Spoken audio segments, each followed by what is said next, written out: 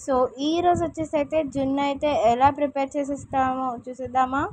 So first అయితే జున్ను పాలు అయితే ఇలా ఉంటుంది. కలర్ వేరియేషన్ అయితే మీకు ఈజీగా అర్థమైపోతుంది. సో నెక్స్ట్ అయితే మనం జున్ను పాలకి సగము మిల్క్ తీసుకోవాలి, నార్మల్ మిల్క్, గేదె పాలు మేమైతే తీసుకున్నది. సో మీరు ప్యాకెట్ పాలు కూడా పోసుకోవచ్చు, నో ప్రాబ్లం. సో నేను చూపిస్తున్నాను కదా, ఇదైతే బెల్లం పొడి.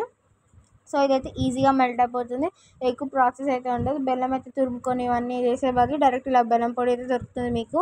సో అదైతే యాడ్ చేసుకోవచ్చు, లేదంటే నార్మల్ బెల్లమే మీరు యాడ్ చేసుకోవచ్చు.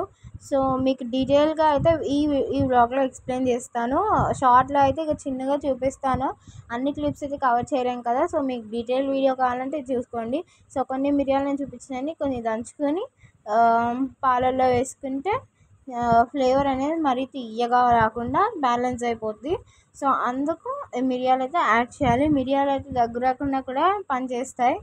సో మంచిదే మిరియాల పొడి. జున్ను అయితే హెల్తీయే.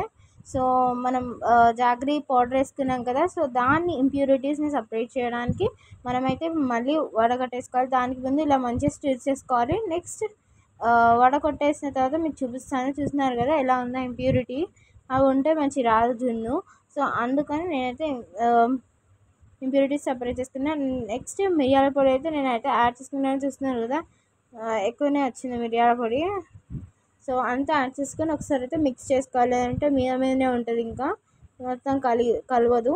సో అందుకు మనమైతే మంచిగా మీద మిక్స్ చేసుకోకుండా మంచిగా కలుపుకుంటే బాగా వస్తుంది. అండ్ నెక్స్ట్ స్టవ్ ఆన్ చేసుకొని కొంచెం ప్రీ హీట్ అయితే చేసుకోవాలి. నేను ఫస్ట్ అయితే వాటర్ పోయడం అయితే మర్చిపోయాను, తర్వాత నాకు గుర్తొచ్చింది. సో మమ్మీ గుర్తు చేస్తే అప్పుడు నేను వాటర్ పోసాను ఒక 2 minutesకి.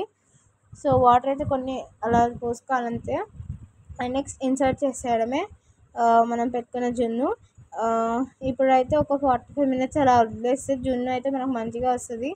సో చూపిస్తున్నారు 20 minutesకి అయితే నేను చూపించాను మీకు. సో ఇప్పుడైతే మనమైతే ఒక స్పూన్తో ఇలా చెక్ చేసుకోవచ్చు, మీకు అంటే అయిందో లేదో తెలవడానికి. సో ఇప్పుడైతే ఇంకా కాలేదు, ఒక 20 minutesకి మీకు అయితే చూపిస్తున్నాను.